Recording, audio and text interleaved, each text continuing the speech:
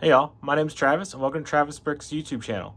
Today we're going to talk about something that might be a little bit controversial. Um, so we're going to talk about cutting base plates, like official Lego base plates. We're going to talk about cutting them. But first I'm going to show you kind of why I cut Lego base plates and where I use them and, the why of it before I show you how I actually go ahead and do it. So let's go ahead and take a look at a couple places in my city that I have cut base plates for. Okay, so this area is still a bit of a mess. I've started to kind of put some things back, but I'm still waiting on my 2x2 gray tiles to finish that up. But this is one of the situations where I have cut Lego base plates. This is actually 16 by 48. So the splice of the base plate is right there. You can see kind of where the railings are cut. And so this allowed me to just be able to put this as one big giant sidewalk piece rather than three separate pieces. So it covers three base plates and there's only two pieces there. And it just makes it a little bit easier to kind of deal with, to move it around and pull it out for working on. And then in this same area, you can see here, I still have these pulled out, and you can see that this is an official Lego base plate. And I have cut it down to 8 by 48. Again, mostly for the exact same reason, in that I needed to account for 8 studs of width here to kind of come to the front of the platform, because there's 8 here, there's 32 here, there's actually 8 back here. Between this and that, and then here's the other 16, and then there's another 32. So there's 3 base plates worth of depth here, but I have it really kind of split up, and I stole the other 8 from up here to put back here, so that things like the Palace Cinema would have some room between the wall and the building, because otherwise, if I did this, it would be right smack up against the railing, and like people would be like walking right onto the roof, and that just seemed weird. Here's the new European Jazz Cafe put into its spot, and exact same thing. If this, and actually even more so, because it's actually a little bit taller than the Palace Cinema. So exact same thing. If it was right up against, it would be like it was a step up from the thing. So leaving that little bit of space there kind of gives that little bit of depth and a little bit of breathing room between the facade and the building. So anyways, I ended up with only 8 up here, and since I mills plate everything, I needed a plate to go underneath the sidewalk to make the mills plate the right height. So I just cut it. I do not cut old or rare base plates. I cut ones that are readily available. So this is your regular 48 by 48 plate that I just cut into strips of 8 wide. And it works great. It works perfect. And as you can see, it is the exact width of the bricks. The only thing that's different is that the corners aren't rounded. And I can show you how to round the corners if you really want, but it's just kind of extra time that you don't need.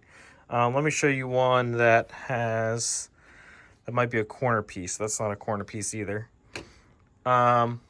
Let me show you a normal base plate.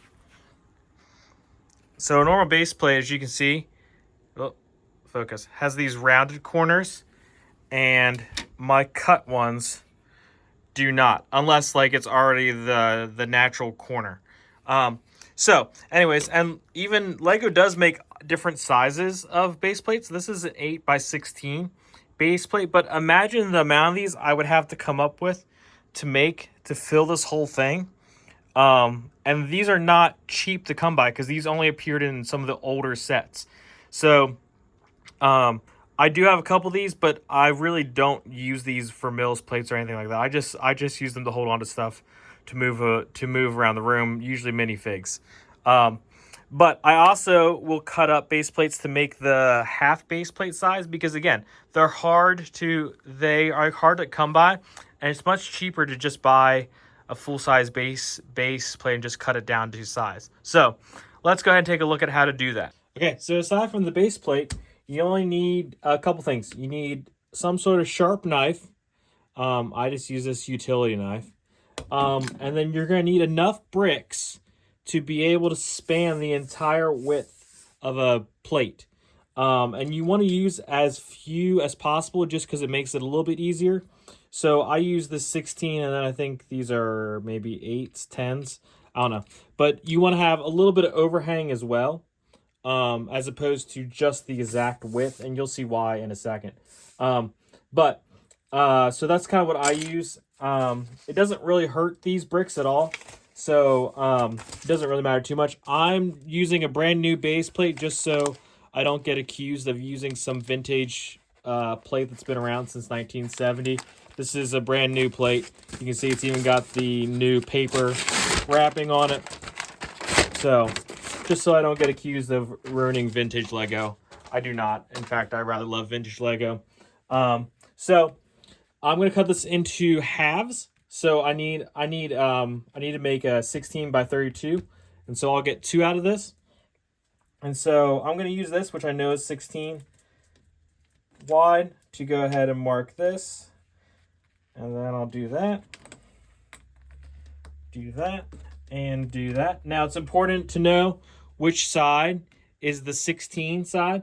So this is the 16 side, 2, 4, 6, 8, 10, 12, 14, 16. Because you're going to run this knife right directly down along that brick. So you need to know which side is which. Okay, so this is the cut side. And what I'm going to do is I'm going to just lightly press. I always have something down underneath because you do kind of nick it a little bit. And this was my great-grandfather's work desk that he made, so I'm pretty protective about it.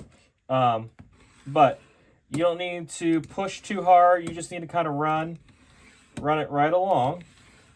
And you can see with not using very many junction points, there's little opportunity for it to kind of skip on you, because you just want to keep wearing down a groove in there.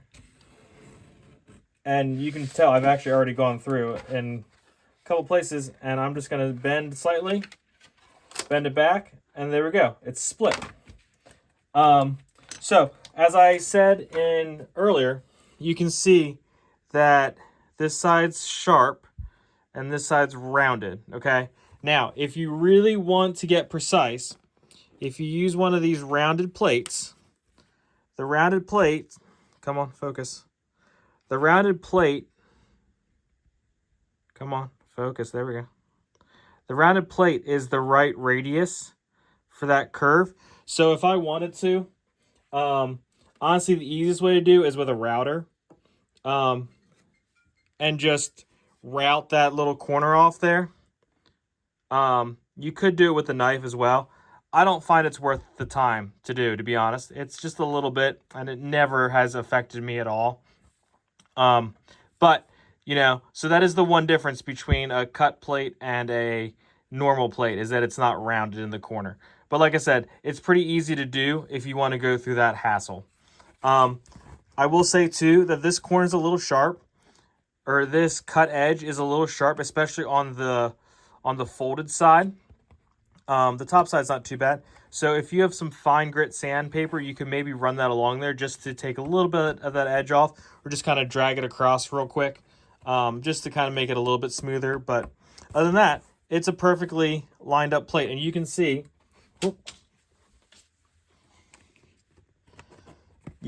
that it's perfectly cut along that brick.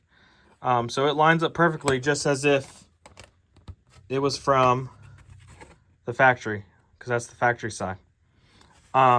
So yeah, so that's cutting, and then you can obviously cut this down into more. Curves I have not had much success with. Not that I've really tried too hard, but I do usually keep to the square size of the base plates. Let me know in the comments if this is something that you've thought about, if this is something you've done, something you've considered. Let me know. Let me know if you found this useful, or if it's something that you've never even thought about or considered doing. And yeah, obviously this part of my city is still under construction. I hopefully have some more of those parts coming in here soon. So if you like this video, make sure you like and subscribe. That really helps this channel grow. And let me know what you think in the comment sections. Thanks, y'all.